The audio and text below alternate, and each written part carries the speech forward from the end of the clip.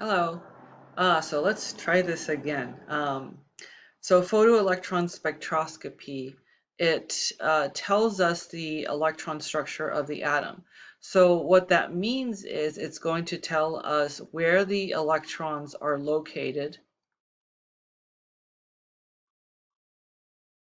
and that means in what orbitals, okay? And it's going to tell us how many electrons are there, all right? So I'm going to skip this part because we already did this part in class.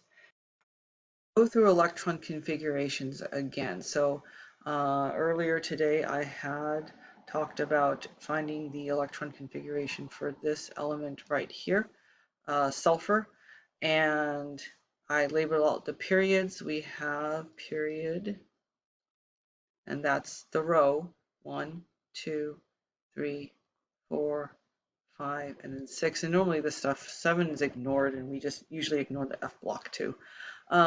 So we have the periods 1 through 6, and this tells you the number of energy levels.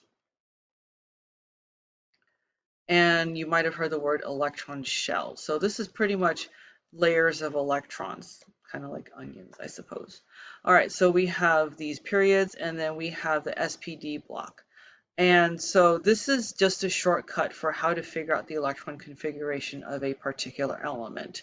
You always want to start with the inside. You fill from the inside and you fill electrons to the outside of the atom, wherever this is. And you're going to fill the orbitals with electrons until there's no more orbitals left. So there's a few types of orbitals. There's s orbitals, d orbitals, p orbitals. Again, we don't really deal with the F block at all. And so if we start with the element sulfur, I'll start from the beginning. You could tell what orbitals sulfur has by looking at where sulfur sits. So sulfur sits in the third period in the p block. So sulfur last orbital that has electrons would be the 3, that's not a 3, would be the 3p orbital. Okay, that's the last orbital it has. So that means every orbital that came before it must have been filled with electrons. So we could just backtrack and go to the beginning. We know sulfur must have started filling electrons in the 1s orbital. That was the first orbital. Then you go to the next orbital. That's the 2s orbital. And then after the 2s orbitals, you start filling the 2p orbitals. After the 2p orbitals, you drop down and you start filling the 3s orbitals. All right. And you can start to fill in numbers of electrons. We know s orbitals max out at 2 electrons. I'm going to automatically max this out at 2 because I know this must have been filled for us to get all the way to filling the 3p orbital. So that's going to max out at 2 electrons. Your p orbitals are represented by the 6 blocks. So that represents 6 electrons that can fit into the p orbital. And then you have the 2 in the 3s, and then 1, 2, 3, 4. Sulfur is 4 boxes into the p orbital or p block, so that represents 4 electrons in that last orbital. So you can actually add these up. 2 plus 2 plus 6 is 10, plus 2 plus 4. That gives us 16 electrons, and that should be the number of electrons for sulfur. Okay, you can shorthand this by using a noble gas shorthand. This is neon. This is the last noble gas you get to before you start getting to the period where sulfur is, and that ends in a 2p, 1, 2, 3, 4, 5, 6, 2p6. So you can substitute all of this for neon in brackets, 3s2, 3p4. Okay, these are going to be our valence electrons. And these are our outermost electrons. And so these are going to be the electrons that are furthest away from that nucleus. These are going to be our core electrons, okay? And those are going to be closer to the nucleus. All right. I think the other example I went over was 1, 2, 3, 4 was chromium right here. It sits in the D block. Remember, the D block actually starts off one level lower than the rest of them. And for the most part, you're going to stick to this top part of the periodic table. They're really not going to go far into this bottom part down here. So we're going to start off with chromium. Chromium is in the 3D block, 4 boxes in. So I'm going to try to fit it all the way back here, 3D4, which means every orbital that came before it must have been filled. So we're going to start off with 1s again. We'll max out at 2, 2s again. It maxes out at 2 over 2p. It will max out at 6 over to 3s. It maxes out at 2 over at 3p. That's down here. Maxes out at 6. 4s. So that maxes out at 2, and that takes us to 3d4. You can add up all of these electrons, and you would get to the exact same atomic number as chromium. Okay, remember our outermost electron, 4 is our outermost period. This is that one on the outside. So this is our outermost electron. All right, right there. So again, if you need more practice on electron configurations, then I highly suggest that maybe you see me during tutoring to get some extra help on that. So those are electron configurations. The good thing about PES is that they primarily deal with simple elements. They're not going to go down here and try to mess up with you guys. I think they're going to, I've only seen them cap at period 3. They don't go into the D blocks and things like that, all right? Photoelectron spectroscopy, it's just another method of finding out what that electron structure is. So our mass spectroscopy, where we're trying to find out what the nucleus, what was in the nucleus, photoelectron spectroscopy allows us to find out the electron configuration. So how many electrons are there? Where are the, oops, I accidentally paused. So photoelectron spectroscopy allows us to find out where those electrons are and where are they sitting. So what happens is you get a photon of light. It just happens to be X-rays. So again, this is the part you want to concern yourself with right now. This is just a little packet of light that gets shot at an atom. And what that light does, it does two things. One, the light. So this photon has to ionize the atom, which means remove all electrons, okay?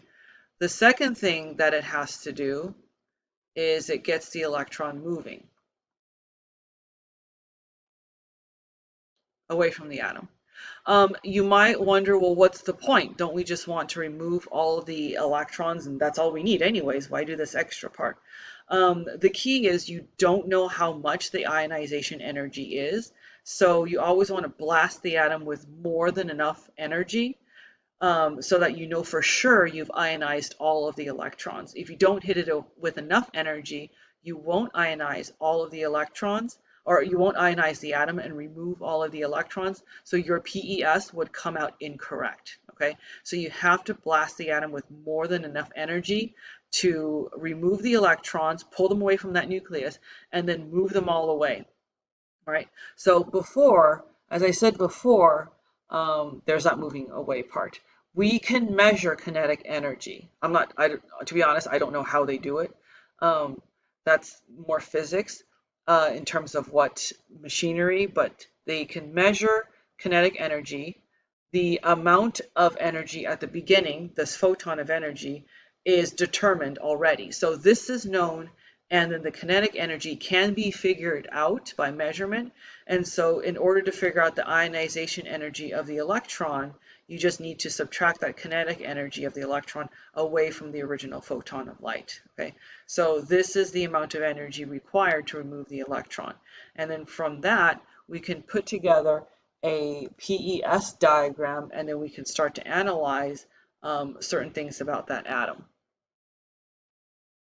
So on the y-axis, we have relative intensity, and that is what gives us information on electron number. Okay, so this can tell us electron number. The word relative means in comparison. So if you notice, what we were doing is we were comparing the heights of the peaks to figure out the number of electrons. So you're just comparing the intensity. This is how often you get those electrons with that ionization energy.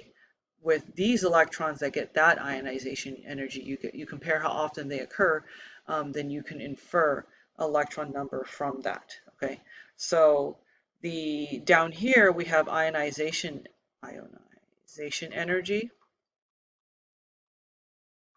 and then this is our high ionization energy. So again, this is flipped from a regular graph, and this represents low ionization energy. Okay, so what we know is that we can have 2 times as much as is twice as high as that one. You can look at the position of the peaks, and that will tell you what orbitals they're in. So the height of the peaks tells you number of electrons. The location of the peaks tells you which orbitals. Okay, so you guys want to be very careful. Last year I had a ton of students miss this and mix this up. So this is key information right there. You start reading a photoelectron spectrum, you need to be able to determine the difference between core versus valence. So remember, this is where our low ionization energy is located, and this is where our high ionization energy is located. And our valence electrons are going to be our outermost electrons, so those are going to get removed first. These are furthest away from the nucleus, so they are not attracted to the nucleus as strongly as the core electrons, so these are going to get pulled away with very little energy. Okay, so our valence electrons are always going to be the furthest ones out. Our core electrons are always going to be the one in closer, with higher amounts of energy, because those are going to be closer to the nucleus, so that they require more energy to remove. So these are close.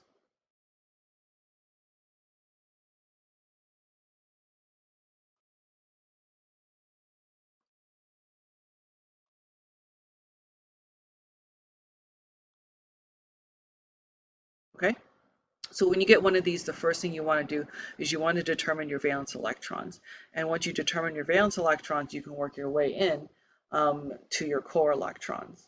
The one on the furthest left, that's probably always going to be your 1s electron, because those are closest to the nucleus and will require the most amount of energy to remove.